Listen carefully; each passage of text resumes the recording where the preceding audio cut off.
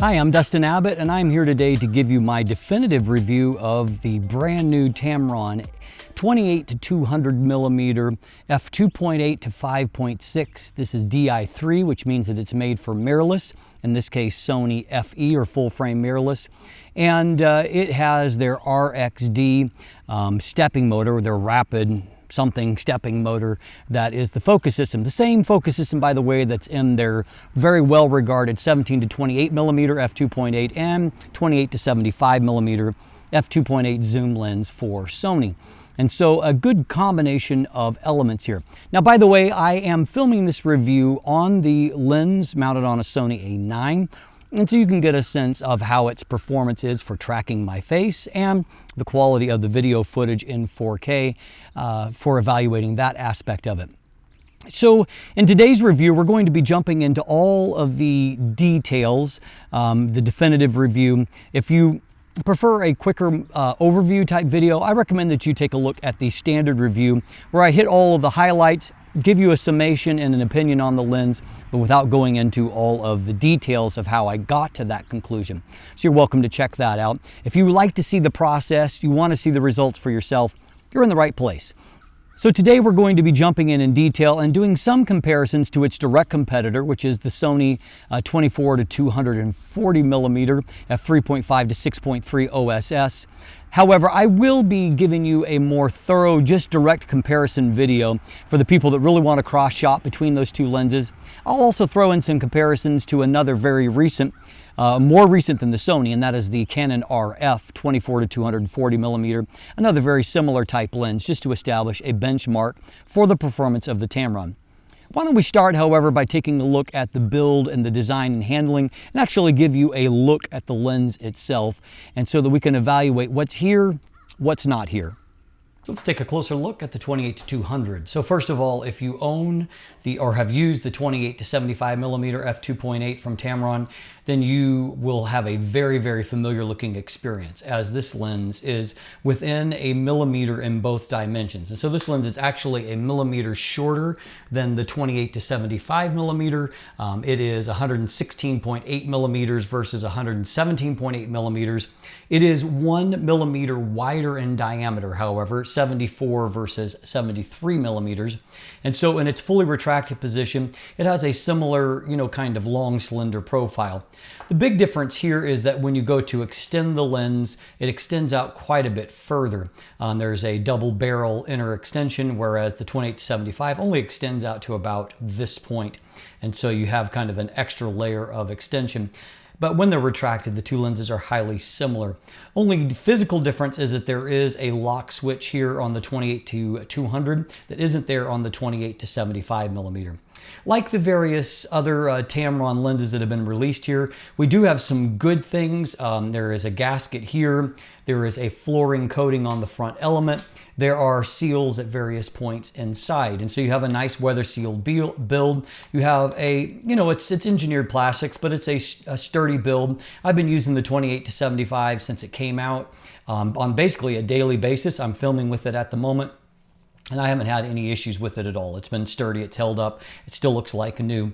And so, it's not a bells and whistles kind of build here, but at the same time, it gets the job done. Now, ordinarily, I would be docking Tamron when it comes to the lack of features as compared to the comparative Sony product. In this case, however, the 24-240 is pretty much identical in terms of the feature set. It has actually a less robustness when it comes to any kind of gasket here. There may be one there. I can't feel it. It is so low profile as to be nearly non-existent. There are no switches, no focus hold button, none of those things here. And so it's missed out on those features. And so it has basically the same thing. You've got a focus ring and you've got a zoom ring. So what you've got here in terms of a physical difference Let's just look at these without their caps on, because the caps are certainly different. So what you have is a pretty similar overall length. So the 28-200 is 116.8 millimeters, as mentioned. The 24-240 is 118.5 millimeters, so almost 2 millimeters longer. The difference in the two caps makes up for that difference, and so a little bit of extra length there. It is also wider in diameter. It's 80.5 millimeters.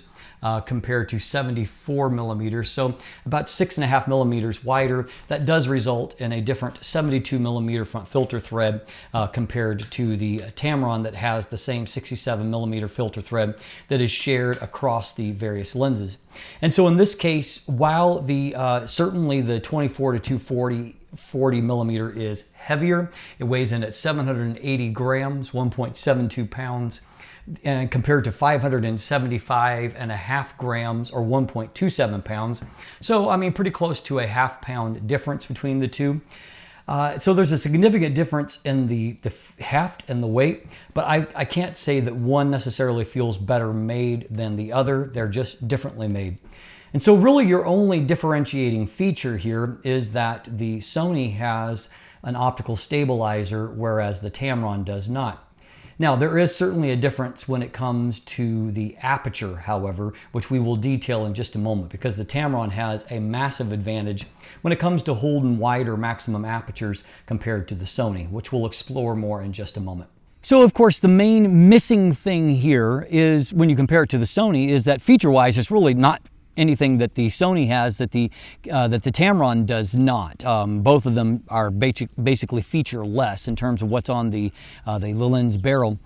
What the Tamron does not have, of course, is a built-in optical stabilizer. And so it relies on Sony's IBIS, in-body image stabilization, steady shot inside, to provide the stabilization. And so, of course, if you have an older Sony camera body that does not have stabilization, you're completely out of luck on that front. On either my A9 or my A7R III, I find that I'm getting about 2.5 stops of assistance with the lens, which obviously is helpful. It's not going to be as good as the around 4 stops you get from a lens with OSS built into the lens itself, like the Sony. And so for those that are wanting to do handheld video, for example, you'll be a little bit disadvantaged. For ordinary photography, the biggest difference that I find with a lens like this is that you don't have as many shots saved, to where, and what I mean by that is that sometimes if you are not being really conscientious about the lighting and the shutter speed, if you're shooting in AV mode or something similar, sometimes the shutter speed can drop below kind of the acceptable level of what you're looking for. Often a very good image stabilizer will save that shot, and you'll still get a relatively clean shot without evidence of motion blur. In other situations, however, with a lens like this, you won't have as many of those shots saved. And so I would say above all, you need to be conscientious if you're shooting action. You need to keep the shutter speed up anyway, because motion blur is going to impact an image with action whether or not you have stabilization or not. But you do have to be a little bit more alert in changing lighting conditions, just to make sure that your shutter speed doesn't drop too low. I would say that kind of a rule of thumb is that you certainly don't want to drop below 1/50th of a second shutter speed at 200 millimeters. And I would recommend that if you'll keep it up more near 1/100th shutter speed at 200 millimeters, you should be safe there. And I think it can reliably save images even at 1/40th of a second, some at 1/25th, but not all of them. And so you're better to keep that shutter speed up a little bit. That's probably the greatest physical liability of the lens, but fortunately the list of shortcomings is actually rather brief. Certainly one of those shortcomings is not the performance of the focus system. The focus system is very good once again, completely silent, very, very fast, very smooth. I'm a fan of the RXD focus system because I have been impressed with all the lenses that I have used it with. And of course it helps that, that Sony does have some stake in Tamron. And so there is a little bit more of a deal there to where Tamron is actually licensing Sony focus technology rather than having to reverse engineer. That's part of the reason why we're getting such good Tamron autofocus performance on Sony, better so than what we saw on Canon or Nikon, and it's for that reason there. The byproduct of this is that, for example, if we do focus pulls, very smooth, very quiet. Let's take a peek.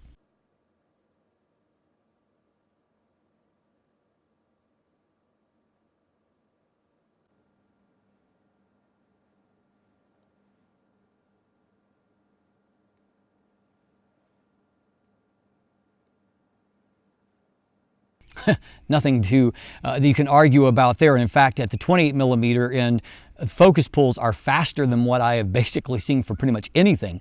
They're a little bit more gradual at the longer telephoto range, which is typical as well, but very smooth, very, very quiet.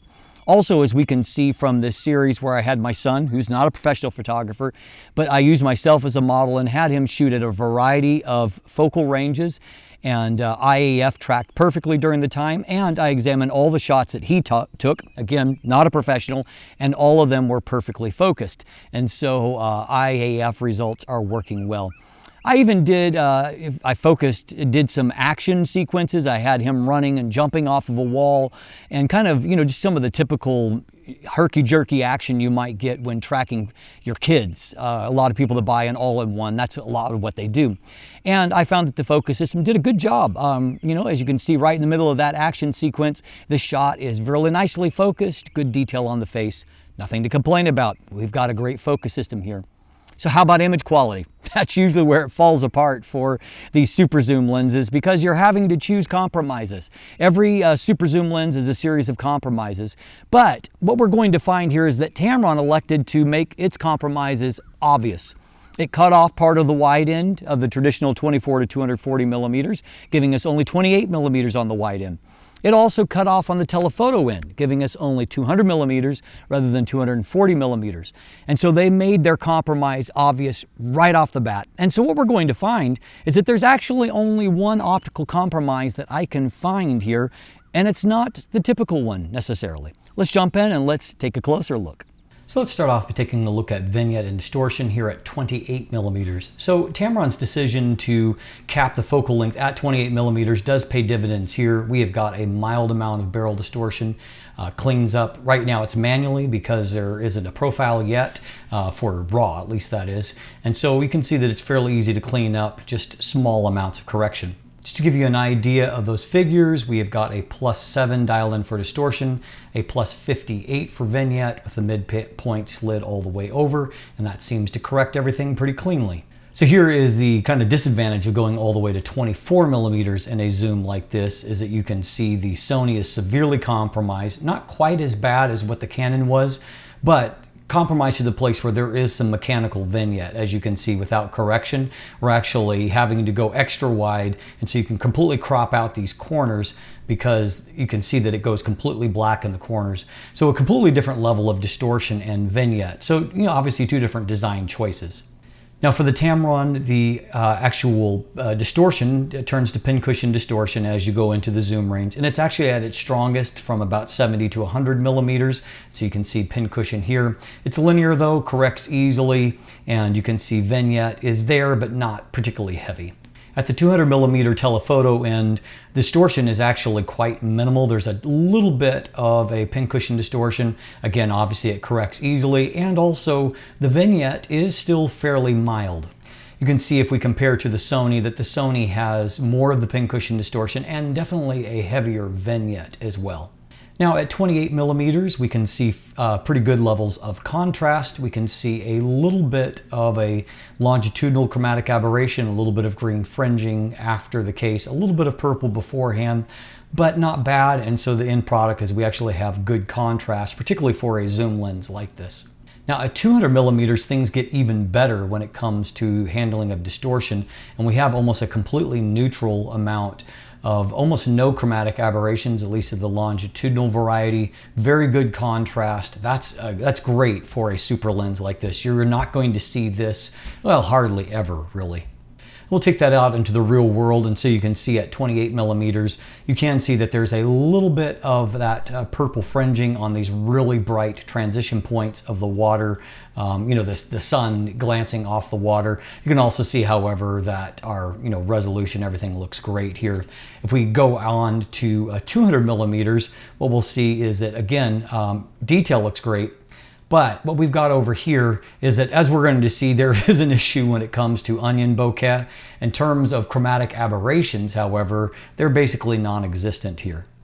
So what we have across the zoom range is a surprisingly strong optical performance. I mean, when I say surprisingly, I'm accustomed to these type of lenses being weak optically. That's really not the case here. I mean, for one thing, you can see at 28 millimeters, great contrast, beautiful color. And the reality is that if we go in and we look at the detail here, the detail in the image, even off towards the edge, is really, it's very, very good. And good across the frame here. Surprising.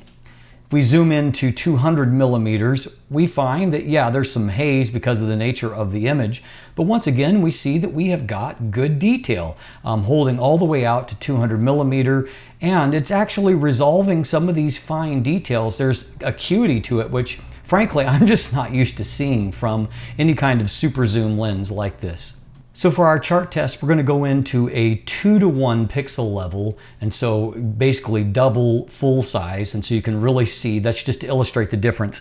But we're also going to be comparing at 28 millimeters for the Tamron, 24 millimeters for the Sony. So again, maximum aperture is smaller. In fact, we're going to see it's a lot smaller at different points, but here it is smaller by 2/3 of a stop. And so what we can see is that in the center of the frame, the Tamron is obviously better contrast, better resolution compared to the Sony. There's no question about it. In the middle of the frame, oh, that's a huge, huge difference. The Sony becomes very weak at the mid frame. If we go towards the corner, yeah, the corners are pretty embarrassing on the Sony and actually look great on the Tamron, even though the Tamron's at a wider maximum aperture. A quick look for comparison purposes with the Canon RF 24-240.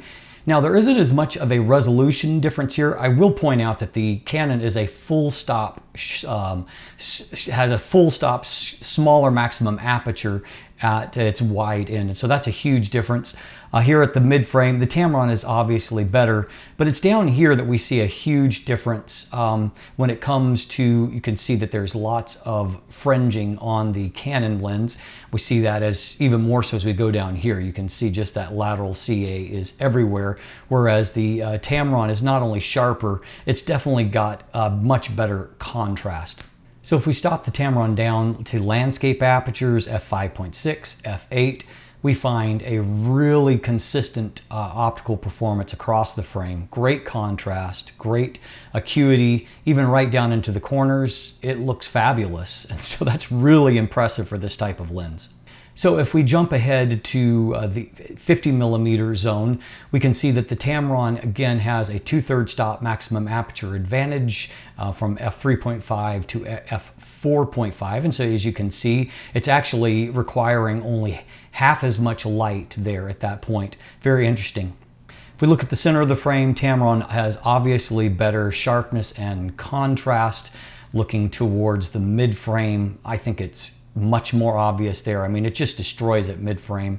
And often the corners aren't as severe, but the Tamron is noticeably better looking. And of course, it's not having to correct for, on these wider parts, as much distortion either, which also helps to get cleaner end results. If we stop the Tamron down to f5.6, we find once again we've got a really nice looking performance right into the corner of the frame. And if we look mid frame, it was already great. It's just a little bit better here, but enough resolution here that we're actually getting that moire pattern on the bill, which tells me that you're actually resolving a lot of detail. Now when we get to 100 millimeters, first thing I want to point out is the Tamron is now a full stop faster. Already at about 103 millimeters, the Sony goes to f6.3, its smallest maximum aperture, where it remains there, of course, over the rest of the zoom range. Tamron is only at f4.5 here, which gives it a significant advantage in terms of light gathering, and it also has the advantage already in terms of resolution. Better contrast, better resolution. Going to the middle of the frame, I mean, the Tamron is actually probably a little bit weaker here than what we've seen, but the Sony looks like mush by comparison. And we move into the corner. The Sony is bad enough here where it looks like almost like there's motion blur impacting the image, whereas the Tamron still has a fairly clean, not as great as what we've seen, but still quite a good looking end result here. Now the Canon RF lens by comparison here is only 2/3 stop behind the Tamron, but still, I mean, it is significantly behind it in terms of light gathering. Now the Canon is on a lower resolution body, 30 megapixels versus 42 megapixels, and so it doesn't quite show off the defects as much. I do find this is about the strongest point in the RF lens's zoom range, and so here I think it's every bit as good in the Tamron in the center of the frame. I would say it's even a bit better mid-frame and off into the corner. It is probably a tiny bit better than what the Tamron is there. If we stop the Tamron down to f5.6, we find that they're still, they're not really any different. I still think that the Canon has a little bit of an advantage, even if it's not quite as pronounced at equal aperture value. So at 200 millimeters, competing against 240 millimeters, so obviously the Sony has additional reach, as does the Canon. It does do that at a third less stop of light. But we can see that Tamron's decision to cap here at 200 millimeters allowed them to keep up a consistency of performance, whereas the Sony's attempt to have the broader zoom range has resulted in severely compromised image quality. Even in the center of the frame, frankly, the Sony does not look very good. It is quite soft. The Tamron has way more resolution, contrast, punch. In the middle of the frame, ugh, it is stunningly different. I mean, I can't believe how bad the Sony looks there. And in the corner, the same is true. I mean, the Tamron is just in a whole other level of performance. Now, if we compare to the Canon at f6.3, and I will note that it's requiring a little bit more light at f6.3 even compared to the Sony. So light transmission, maybe not a great strength there. But what I'm finding is that while it does a better job of resolving, you can definitely see the fringing is showing up here that is impacting the overall contrast compared to the Tamron. If we go to the mid frame, we see that the Tamron does still have an advantage, particularly when it comes to the contrast here. And it's resolving a bit higher as well, but definitely the contrast is where it really sets itself apart. If we look, for example, of the Parliament building here, it's just, you can actually see the detail of it where it just doesn't resolve on the Canon lens. If we go down into the corner, the Tamron lens definitely looks better. You can see the fringing for one thing on the Canon lens, and so as a byproduct, the Tamron image is just a whole lot cleaner looking. So as we have seen with a lot of recent Tamron lenses, they actually have two minimum focus distances. 28 millimeters, or so the wide end, allows you to get a little bit closer.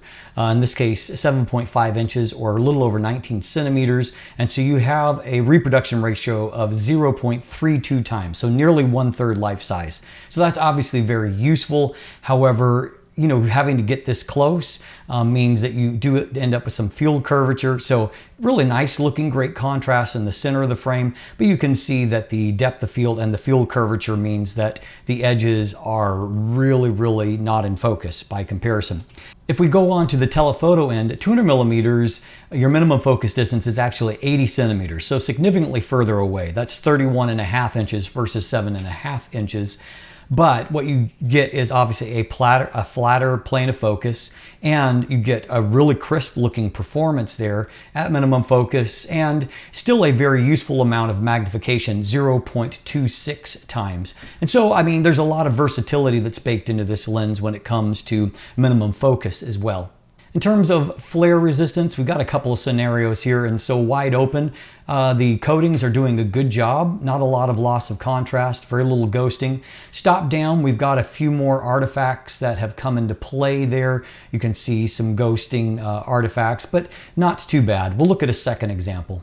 In our second example, at the longer part of the telephoto end, we can see there is a little bit more ghosting at the impact of the sun. Stopping down, it actually reduces it a little bit in this case. It didn't increase it. Overall, not really a bad performance though for flare resistance for a super zoom type lens. So we'll talk about the bokeh for a moment. This is, I believe, the vulnerability in certain situations, and this is one of them, where you've got bright highlights. The strengths are is that color and contrast looks fabulous. I mean, really amazing for a lens like this.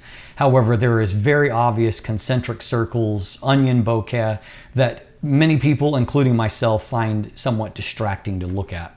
In other situations, the bokeh doesn't look nearly as bad. Here you can see it really doesn't look too bad. No super bright highlights. The detail on the cat's face is fantastic. Just amazing. I continue to be amazed at how strong this lens is optically in terms of sharpness and contrast. Once again here, it doesn't look too bad, and we can see that it managed to, you know, as the cat was walking along towards me, I could track the cat fine and have decent focus. Bokeh doesn't look too bad here. And of course, the great magnification level and that long focal length means that in certain situations you can get a really blurred out background. And so in this case, I mean, the end result is really, really nice, you know, with good detail on our focus area, but then a really nice creamy background. Also at longer focal lengths, like for portraits, I had my son just do this quick candid shot, available light. So you can see that not only is resolution and skin tones pretty decent, but the bokeh doesn't look too bad here. And so basically, if you avoid bright highlights in your background, you don't see the onion bokeh, but if it's there, it does not look good. Overall though, a very impressive optical performance. So as you can see, particularly when it comes to the Sony competition, the Tamron just destroys it optically. I mean, destroys it optically across the zoom range.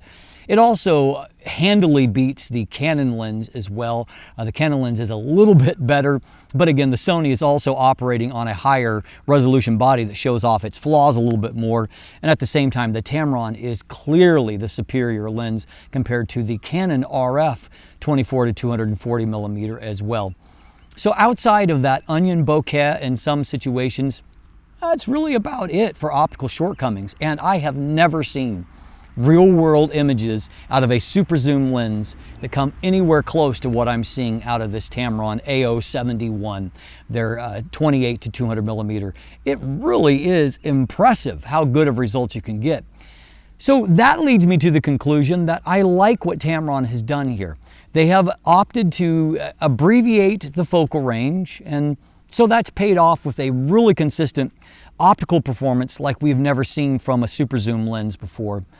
Beyond that, they have decided to go with and produced a lens that's a little bit lighter, a couple 100 grams lighter than the Sony. It's a little bit more compact, and it's also considerably cheaper, around $300 cheaper in the US market, and at about right under $750. It makes it a significant bargain when compared to the Sony lens. And so I would put it this way: unless you desperately need the optical stabilizer that the Sony offers, I see no other reason to purchase the Sony as compared to the Tamron. The Tamron is, I won't say an infinitely better lens, but it is at a whole other level of optical performance. You really don't have a lot of optical compromises to deal with, and so to me that makes this a fantastic travel lens, because it means you can go out and get very sharp images of your travel experience, or if you want this as an all-in-one for family, you can get a lot of great images without giving up a whole lot of optical performance outside of a little bit of a hinky bokeh and in a certain kind of situations. Outside of that though, pretty fantastic. So kudos to Tamron. This is going to be a very useful lens, and if this is the kind of lens you're looking for, I would say on Sony, this is the lens to buy for an all-in-one super zoom type lens. I'm Dustin Abbott. If you'll check out the description down below, there is linkage there to my full text review. Lots of information there. You can go through it at your leisure. There's also linkage to an image gallery, so you can look at photos from the lens. Beyond that, there's also buying links if you'd like to purchase one for yourself. Right now it's a pre-order, get that in, and so you can get your own copy, and hopefully we can all travel again someday, and this will be the travel lens for it. And of course, beyond that, there's linkage to follow me on social media, to become a patron, sign up for my newsletter, and if you haven't already, please click that subscribe button right here on YouTube. Thanks for watching. Have a great day.